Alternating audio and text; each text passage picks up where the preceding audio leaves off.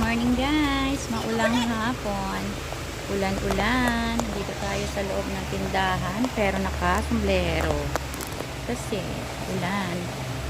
Paano tayo mamili nito dahil wala nang laman yung tikirya ko. Kaso hindi tayo makabili dahil ulan, wala pa yung deliver. Ayan guys, maulan, ayan, ulan-ulan po hanggang mamayang hapon. Dito tayo ngayon, update. Andito yung anak ko naliligo. Ayan po yung anak ko. Asan na yun? Ayan yung anak ko naliligo sa ulan.